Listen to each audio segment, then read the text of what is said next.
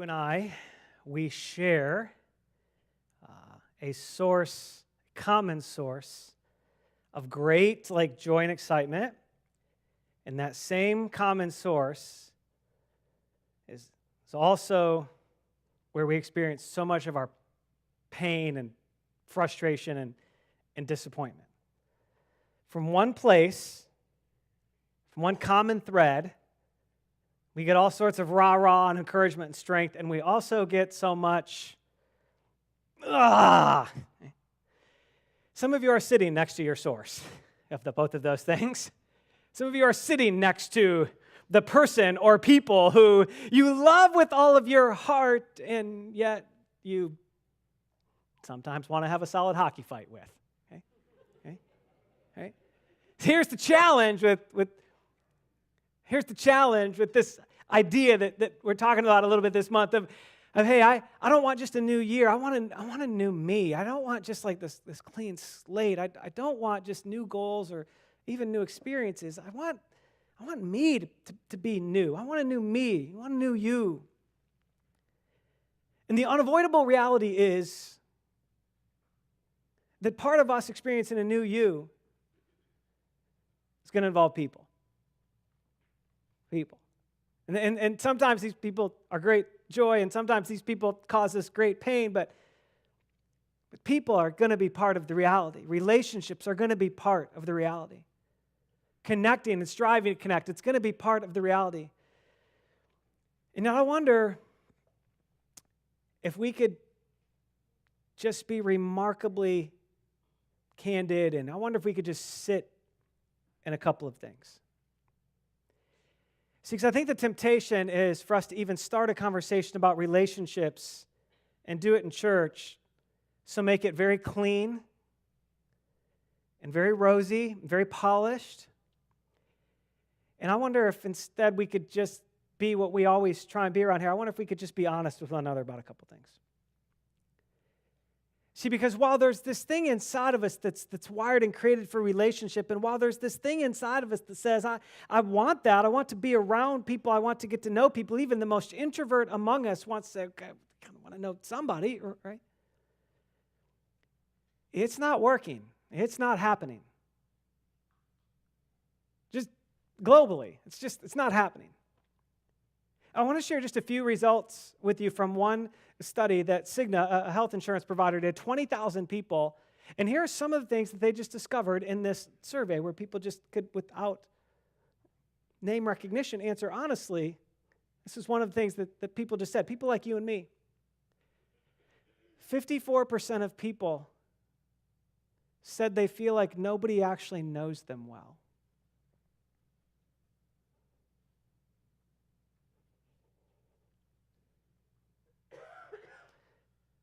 Like, you know what that means, right?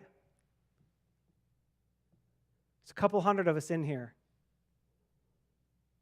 And at least a little over 100 of us want to be known and don't feel like we are. And I think it's okay just to acknowledge that, to sit in it for a second. Without shame or guilt, but just vulnerability. How about this one? 56% of people said the people they surround themselves with and around are not necessarily with them. I'm with a lot of people. I'm around a lot of people. I bump into a lot of people. I work with a lot of people, or I live with a lot of people, or I have a lot of people in my home, or I do this church thing, or I like my neighbors, or I'm around my kids' friends, parents all the time, whatever it is, but I don't really feel like anybody's with me. I don't really feel like anybody knows me. I don't really feel like anybody's with me.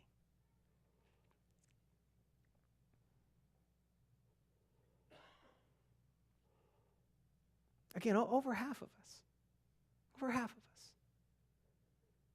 And I don't think we're okay with that. But I think it's healthy for us to acknowledge it's the reality. How about this one? One more. Approximately 40% of people like you and me said they lack companionship.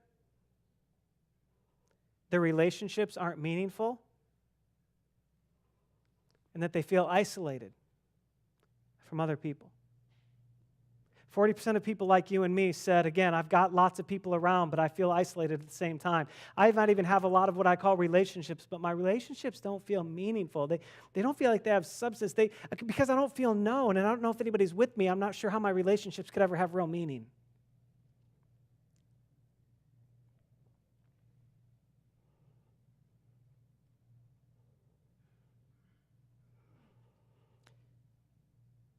Maybe it's okay just to sit in that for a second. Maybe it's okay. Maybe it's even a little restorative to sit in it like this, in an environment like this morning and say, all of those things make me feel so alone, and yet the greatest truth in all of them is I'm actually not alone in any of them. I'm not the only one that thinks that. I'm not the only one that feels that. In fact, more than half of the people who share a room with me right now, they feel that. I'm not alone. It's not just me.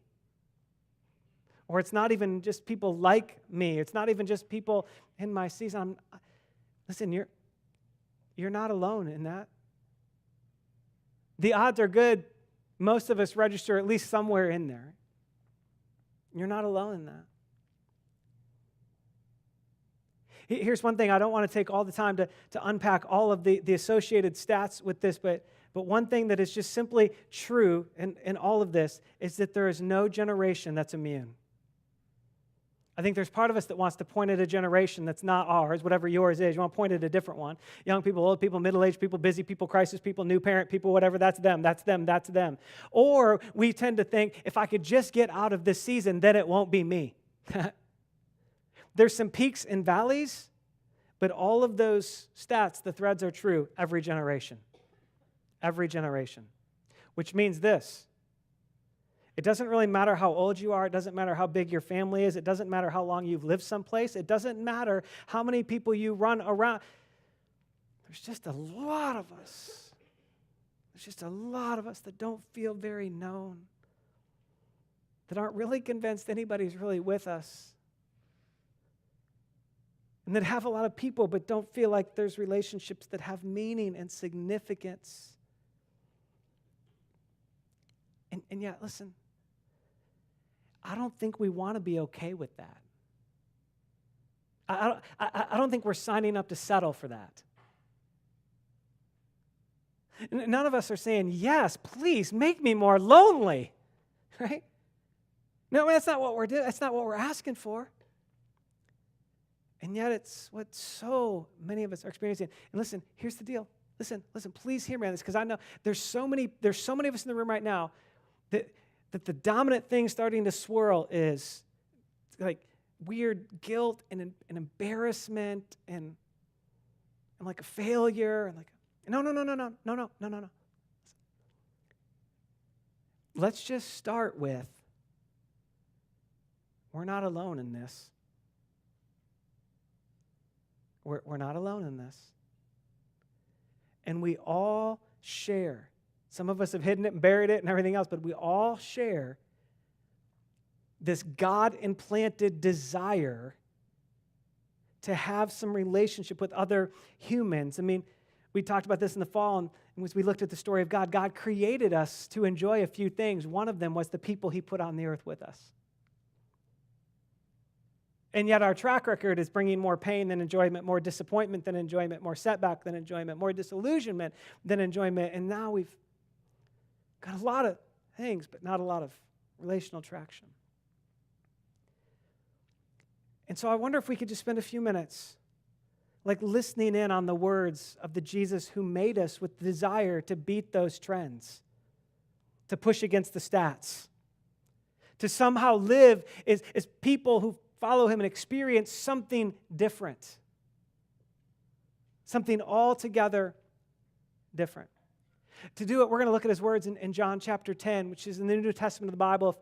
If you're using a Blue Worship Center Bible, we're going to be on page 732, or you can click or scroll on a phone or whatever it is. But I just really encourage you, if you ever kind of engage the Scriptures while we're in here together, make today the day you do it. Okay, I want you to see a couple things in it. And we're going to listen in, and part of this conversation Jesus is having with some people, And really what he's trying to unpack is, look, this is how I give you life. This is how my life gets momentum in your life. This is how you experience life with me in fullness and some vibrancy and some hope and some depth of satisfaction. This is what that involves. And he's talking about the gifts he wants to give us and the things that he invites us into. So John chapter 10, we're just going to read the first 5 or so verses. Last week we went a little further. Next week we'll go a little further again. But here's what he said. He said, I tell you the truth, or very truly I say to you, the man who does not enter the sheep pen by the sheep gate, but climbs in by some other way as a thief and a robber. And here's what Jesus is doing. Jesus is painting an analogy, and he's describing us, people, as sheep, and himself as the shepherd, the one who has this both ability and desire to lead us in a very loving way. And he's talking very clearly about a thief. He's like, but while I intend to bring depth of life to your soul, there is a thief, there is an enemy, and his name is Satan. And he's going to try and warp that. Everything I try and give you, he's going to try and warp it into something else. Satan's never had a good intention for you. The thief has never had a moment where he was dreaming a good thought for you. And Jesus is trying to be very honest about the tension and the cosmic battle that's at play in and for and around your life. He's trying to be very clear about it. And he says, the man who enters by the gate, well, that's the shepherd. There's Jesus describing himself. And he says, the watchman opens the gate for him, and the sheep, well, they listen to his voice because they learn to understand that it's loving and it's kind and it's good. He calls his own sheep by name, and he leads them out. When he has brought out all his own, he goes on ahead of them, and his sheep follow him because they know his voice. And then verse 5, 11, but they're not going to follow a stranger because they don't recognize that stranger's voice. So here's the thing. Let's just go back to one phrase in that. He calls his own sheep by name, and he leads them, plural, together out. He calls his sheep by name. Jesus has this capacity to know every one of us by name and know us intimately well, all the hairs on our head, the number of the hairs on our head. Right? He knows all of that and has the capacity to lead us together. Them, it's plural. It's it as one. See, Jesus is talking to a group of people who they kind of got the collective thing. We happen to live in a society that's very individualistic and make your own and prove your way and be independent. We live in a very different society. So it takes us sometimes lots of hearings and lots of experiencing of Jesus and his words to understand, oh, that's not just about me. That's an invitation of Jesus to be with people, to be with other sheep, to be constantly connecting and being led each day out by the shepherd and led into new experience and protected each day by the shepherd from different threats coming from different places and to end up traveling and experiencing good pasture and then end up back in the pen under his covering for the night. I mean, that's about this together thing. And here's what we know. Listen, here's what we know. Even though we largely live in a slice of the world that's very much about the individual side, there's something in us we don't like those stats. If we didn't need each other, nobody would say they ever felt lonely. Nobody would ever say they had a lot of people but didn't feel connected to them, right? We're identifying the very thing that Jesus saying, oh man, I want to invite you into relationships where you're constantly connecting, where you're constantly getting to know each other. I want to invite you to do this thing together. I want to invite you to say, okay, it's not just me, and it doesn't have to be just me. It's okay to admit that I'm struggling with some loneliness, and I'm one of the people that counselors and doctors talk about in a loneliness epidemic in our world right now. I'm one of those people. I got tons of people around me, but I don't really know who's with me, and I don't really know who knows me. I got tons of people around me, but I don't know if my relationships I really call meaningful. I don't really know where that all fits for me. But Jesus has invited me in it together with other people. See, what Jesus is really doing is he's starting to build this way in which we live life with him. And we talked last week about he invites us to live a surrendering life where we just rest in his ability and his desire to lead us in a really loving way. We just say, I'm going to surrender to that. I'm constantly going to be surrendering to Jesus and his direction and his guidance and his loving desire and ability to lead me in that. And as I'm doing that, as I'm following this good shepherd, he's going to be helping me in a very connecting way with other people. He's going to be helping me in a connecting way with the other sheep. And it's not by accident that Jesus uses sheep. It made sense to the people of the day, but here's what's also true about sheep, that Jesus leads them out together and the shepherd leads them out together. And sheep, literal physical sheep, when sheep are led out of the pen, if they get to a spot where they can't see the other sheep, within moments, they have expressions of anxiety and nervousness and fear. Even literal sheep needed some other sheep. So we're in good company. Right? We have this God-given desire, and there's something in us that says that we want that. We don't want to keep living those stats. And let's call it what it is. It's hard. It's hard. It's hard. It is hard. It's hard for a lot of reasons, but it's hard in large part because it's opposed. There's a very real enemy working against us on this one, gang. It is hard. But, please hear me. If you don't hear anything else, please hear me on this. Where Jesus invites us, Jesus makes a way for us.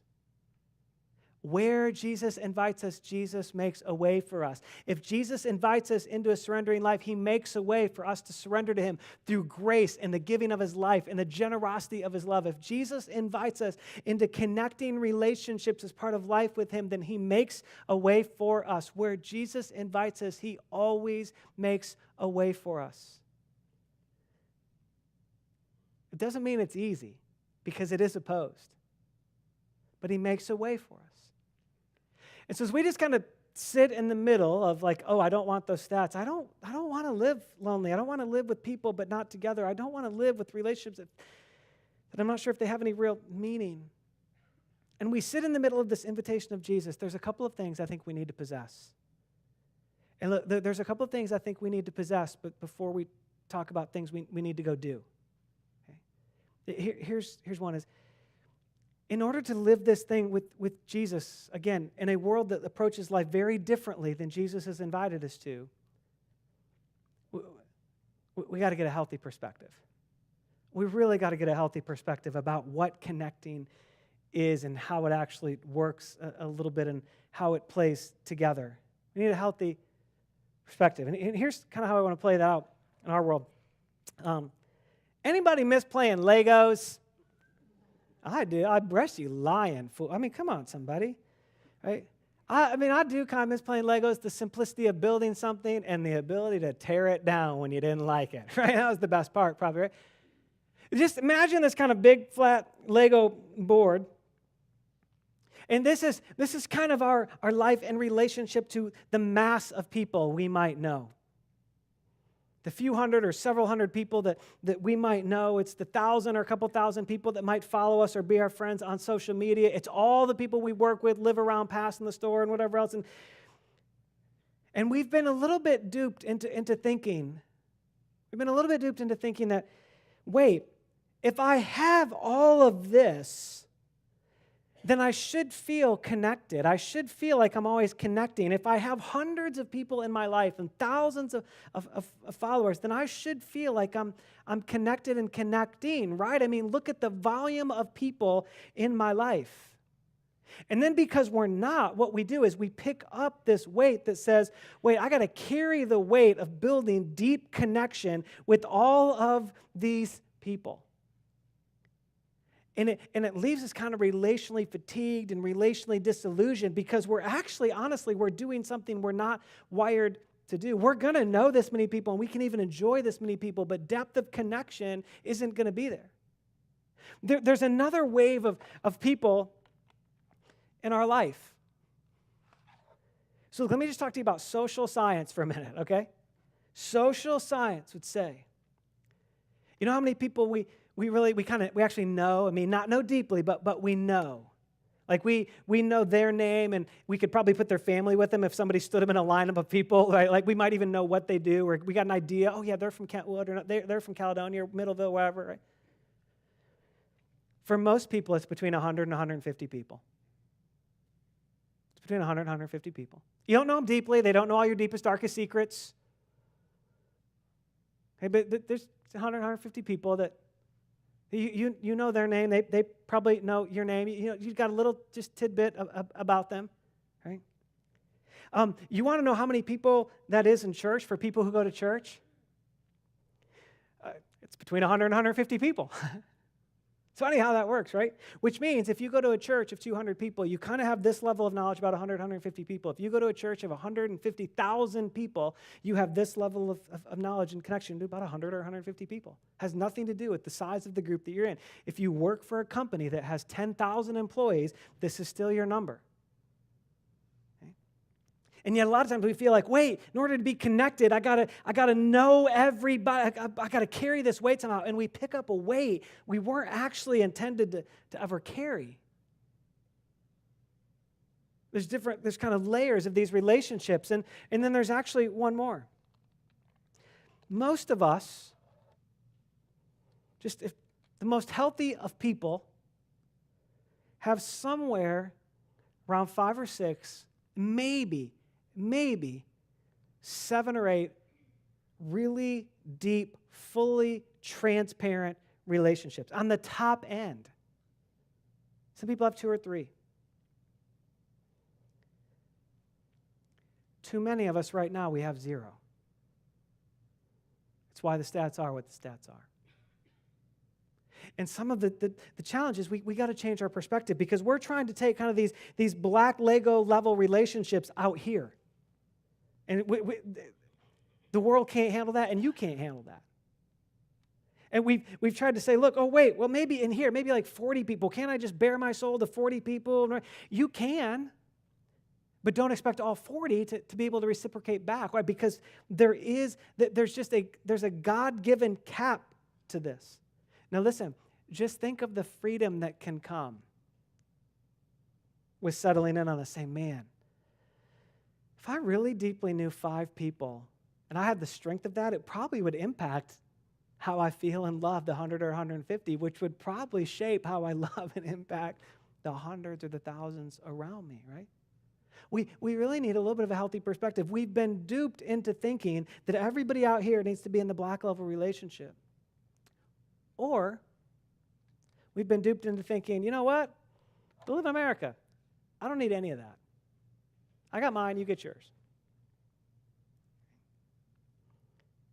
And yet, stats say, we don't really like that.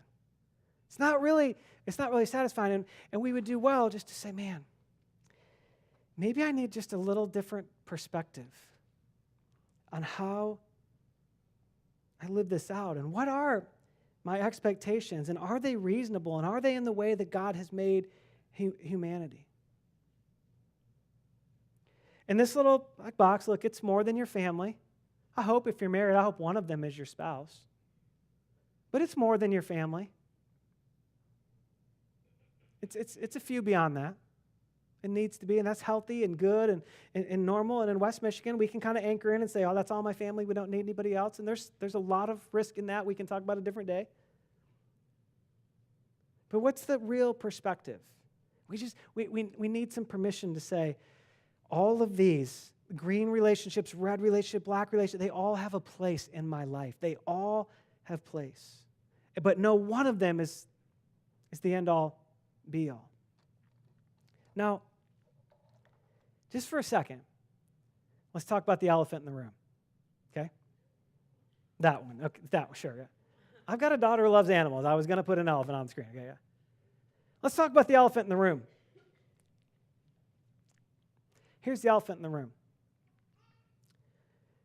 Now, wait, I get all that, and maybe I need a healthy perspective, John, and maybe it's hard and challenging, but when I come to church or like a spiritual environment of some kind, shouldn't it be like really easy? Nope. And let me give you a couple reasons why. Number one, I'd like to welcome you to a room full of broken people. Nobody showed up because they thought they were perfect. We all showed up because we knew we needed Jesus. Right? That was probably a good place for an amen. For those of you who are looking for one today, that was it, okay? Nobody showed up because they thought they were perfect. If you did, wrong place, wrong time. Right? We all showed up because we know we need Jesus. We're not perfect. We haven't figured this thing out all the way, right? We're just trying to follow Jesus and let him shape our life. So it's automatically going to be a little challenging because all the people we're trying to build these relationships with, whether they admit it or not, they got some brokenness too. Right? They got some brokenness too. Here's the second thing. If relationships in general are an opposed gift by a very real enemy, can we all just agree that they will be even more opposed inside of the spiritual family that Jesus has called and invited and through which he is trying to do his kingdom work on the earth? Can we just agree that the most opposition in human relationships is going to come in the most basic places that Jesus has designed us to experience relationship together? Can we just agree that the most meaningful relationships, if Jesus designed them, are going to be Jesus-shaped, which means Jesus' greatest opposer is going to express his greatest opposition with people like you and me. With people like you and me. We got to be honest that it's a fight and that it's a battle and that it is a war and that it is not easy. But listen. It's hard, but it's not impossible. What Jesus invites us to, he makes a way to. And really, as followers of Jesus, I actually think we have the secret ingredient to help us through some of the hard and inspire us to keep moving. But we got to possess it. We got to grab a hold of it. And it's just healthy purpose. It's just healthy purpose. We need a healthy purpose to our relationships. We need a healthy purpose to saying, look, why do I want this? Why? Listen, can I tell you why Jesus designed it? Jesus designed relationships so he could keep doing his transforming work in our lives. And Jesus doesn't just do it in the relationship, he does it on the way to the relationships. While we're fighting for relationships, Jesus is changing our lives. He's not just waiting and holding it all until we can figure the relationship thing out. He's fighting for our lives while we're on the way to the relationships. See, it's funny, we do things... in church world, we do things like programmatic things. We're kind of looking for programs to be our answer. We do groups or whatever. Here's the thing. Can I tell you something about groups? The groups that connect most and last longest, they just always end up unified around a singular purpose. It's more than just we want to get together to talk about the weather. It's more than just we want to do this study so we can learn something. It's we want to do this study and we want to learn, we want to grow because we want to keep being shaped by Jesus and who he is. We want to partner ourselves with what Jesus is doing in our lives right now. We want to partner with whatever Jesus is doing to foster relationships in us. There's always this rallying around some unique purpose to that group that partners with the purpose and work of Jesus. Look, the world is starting to figure this out and we're lagging behind. Right? The job satisfaction rates climb when people are connected to the purpose of the job that they have. More so than if they have passion for what they're doing. Right? Lead a company. You want to know what people need more than passion? They need purpose. The most passionate people without purpose eventually fade. Right? And we listen, we got the best purpose on the planet. We get to partner with the King of all the kings, the one who's going to reign forever, and being recipients and givers of his love and his goodness. And she's like, yeah. Sometimes people say to me, I've been around church a long time. I want to be with people like the book of Acts, like they were in the book of Acts. That's awesome. Me too. They're all giving their stuff away. You still want to be in part of the book of Acts? Different story, okay? They're all giving their stuff away, just unloading stuff. They're together every day. They're meeting together in places of worship in each other's homes every day. Right? Do you know why it works for them? It's not because they're better. It's not because they're more holy. Within a couple of chapters of all that happening, they're arguing because they're not caring for the widows well. And with a couple of chapters after that, people are stealing and getting struck dead for doing it and lying. It's not because they're more perfect or holy. They've got this shared purpose. They're loving Jesus, and Jesus' love, man, they're devoted to Jesus and his love and his way, and it's transforming how they view each other. And it's why people are being added to their number every single day. So they're growing, this group of followers of Jesus, at an unbelievable, uncomprehendable rate. And they're together every day, and they're living life together. They're sharing life together. They're being shaped by Jesus-shaped relationships. We need a healthy purpose. One of the risks, positives and risk of being kind of in what I do for a long time is I know lots of pastors, okay? Again, that's really good some days and it's not good other days, right? But I know lots of people who kind of do what I get to do. So over the last couple weeks leading up to this, I just did this really informal survey to just a bunch of them were my friends. I just said, hey, in your church, how do people connect fastest? And we all understand that connection's been a problem forever. It was a problem in the New Testament of the Bible. People couldn't get along and figure out how to live together, right? So this isn't new to us. And can I tell you what they said? Like, I thought everybody's going to give me the church answer back. They're all pastors, right? It's going to say groups. And every one of them talked about how groups matter. But can I tell you what all but one said back before that? People connect faster among our family of followers of Jesus when they somehow serve alongside one another in a consistent way. It's like, there it is, right? Why? Because there's purpose tucked within that. There's purpose. There's more than just sharing of head knowledge, experience, right? They've rallied to this purpose. Groups are a really good thing, but they're only as good as the purpose we rally around in that group. Serving's a really good thing, but it's only as good as the purpose we rally around for the sake of that serving. And we need some healthy perspective, man. We're living with weights we just don't have to live with. We also need some healthy purpose to say, look, at the end of the day, I want to be in relationships because at the end of the day, I just want to see what Jesus might be up to in my life and the life of people around me. I just want to see how he might put me in a group of people who together we experience his ongoing, transforming work. And it might start with all fun. It might start with all light, but we know what our hope is. We know what we're aiming for. And here's the thing. It is hard. I don't feel like I can say it too many times. It is hard. In life, it's hard. Right? But there's this little way in which we live this out. In which if we just kind of said, hey, this little glass of water, it represents kind of relationships and how I view connecting with people in an ongoing way. There's some of us in the room, man, instantly it's like us half full, man, I love people, I'm going for it. I'll do whatever it takes and I just somehow have this extra resilience, whatever, and that's great. But honestly, there's also a bunch of us in the room, we're pretty sure the connecting glass is half empty. We're pretty sure it's half empty.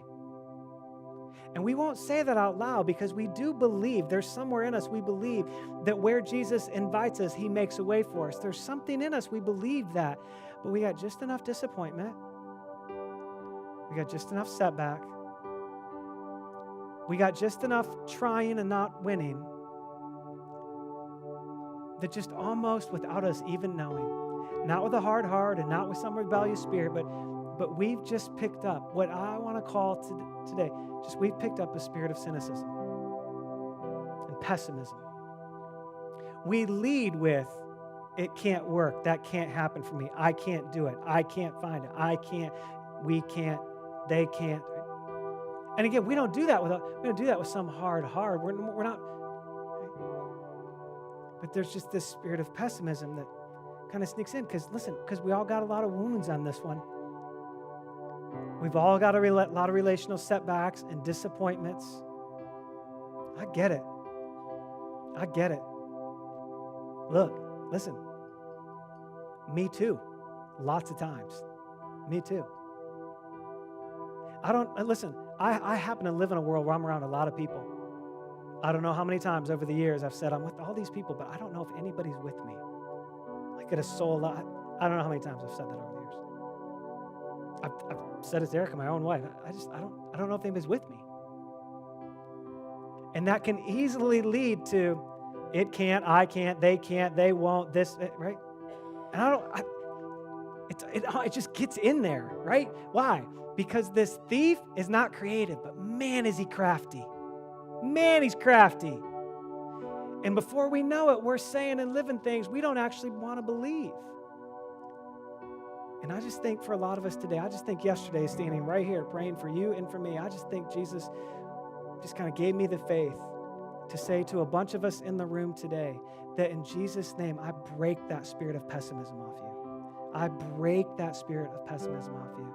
It is hard. It is not impossible. It is hard, but it is not impossible. What Jesus invites us to, he will make a way to.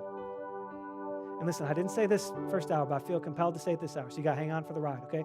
I think there's another group of us in the room who it's half empty. The glass is half empty because we've got all that hurt. We've got all that disappointment. We've tried for 20, 30, 40, 50 years. We've tried for 50 months. Whatever. We're 14 and trying to figure it out. We're 65 and still trying to figure it out. It doesn't matter. We're everywhere in between. But because of all those disappointments, somehow we've just pulled that on ourselves, and our glass is half empty because the only thing we're living with is a little subtle strand of relationship shame that we don't really know how to talk about. And we're pretty sure the only reason it can't happen is us. We're not good enough. We're not worthy. We're not, right? And I think Jesus would just look at you today and say, man, I know. Man, I know every single one of those hurts and disappointments and setbacks. And I just want to say to you that I love you enough to lead you towards some healing in those. And I love you enough to still have meaningful relationships available to you. It's going to be hard. But I'm with you. It's not impossible. I'm with you. It is not impossible. When Jesus invites us, the glass is always half full. I know it's kind of hard to believe. But when Jesus invites, like he invites us into ongoing connectivity, the glass is always half full. It's always possible. There's always potential.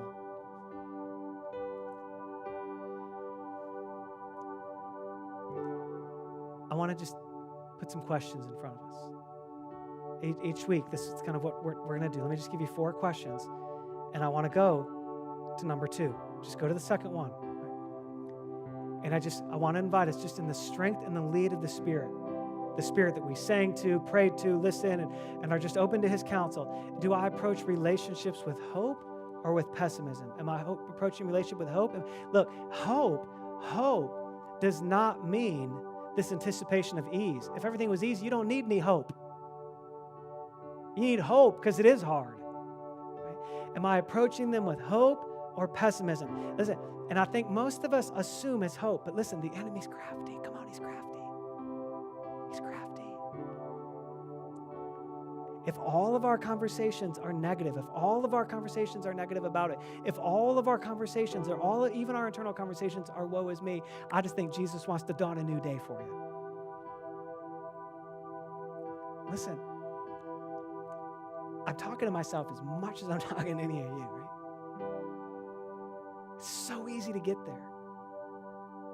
And then the other ones, where do I have a growing vulnerability with people? Where am I willing to just begin to gradually risk, knowing that I'm going to try and risk and see if this level of relationship is available, and it's not going to be for everybody. And maybe I'm ready and they're not, or maybe they don't know how, right? Maybe they just can't, okay? What are the needs of others I'm noticing? That's when we begin to start to say, oh man, you know what? I got something to give to this relationship. It's not just about my need, it's about their need. It's about the need of another. I'm going to notice that. And just how am I living with shared purpose with people? The last thing I want to say about that one is, where am I living shared purpose with people? Listen, the end-all, be-all is not the relationships. The purpose is not relationships. The purpose is the person of Jesus in the middle of those relationships. The purpose is Jesus shaping and guiding those relationships. The same Jesus that has both the ability and desire to lovingly and kindly lead us in a very good way is the same Jesus that wants to do part of that leading of us through the gift of relationships. So I don't know what just registers for you. What would the Spirit do in you this morning. Would you bow your heads and close your eyes? I'd love just to pray with you, and I'd love to pray over you for just a minute this morning in this.